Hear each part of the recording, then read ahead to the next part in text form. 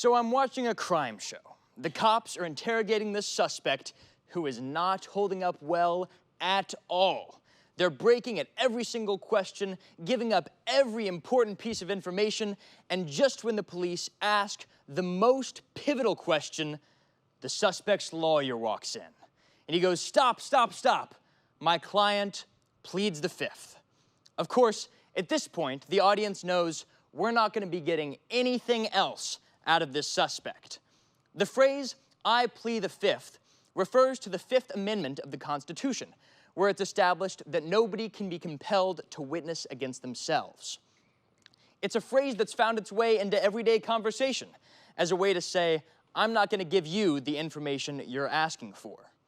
The Fifth Amendment is part of the Bill of Rights, the first 10 amendments to the Constitution that were pushed largely by the anti-federalists, people who were worried that the new government could become something as tyrannical as the UK had been while America was still a colony. And it protects much, much more than just the right to remain silent. The Fifth Amendment establishes the need for a formal accusation of a crime.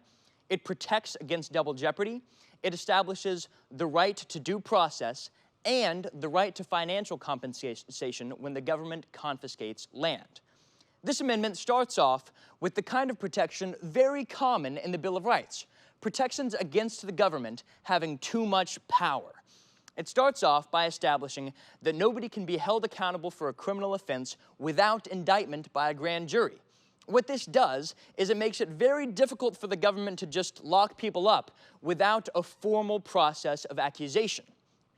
After this comes the double jeopardy clause, which is extremely important because it means that once someone is freed and declared not guilty, they really are free and they don't have to worry about going through the same process over and over again because the Fifth Amendment prohibits people from being tried for the same crime twice.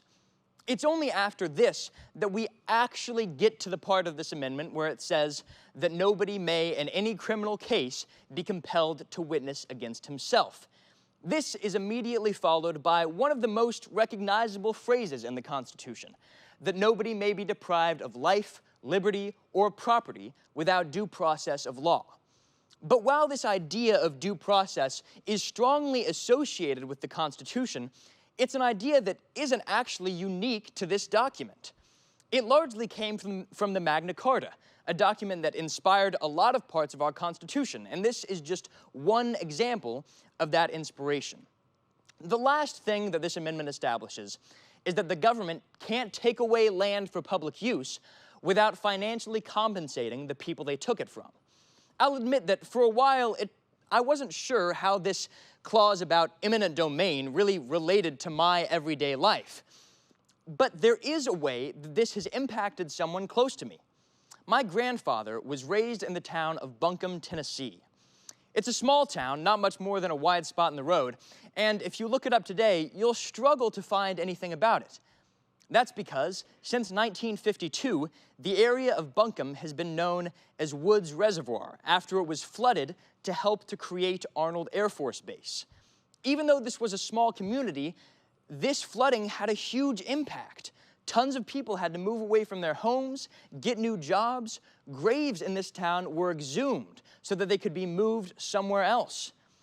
In fact, from 1975 to 2019, the residents of Buncombe had annual reunions. While this is sad, and it's tragic that this had to happen to create the base, every single person in this town was financially compensated because of the Fifth Amendment. People are never going to be perfect, so we're never going to have a legal system that's perfectly fair. But the Fifth Amendment helps to ensure liberty and justice for all.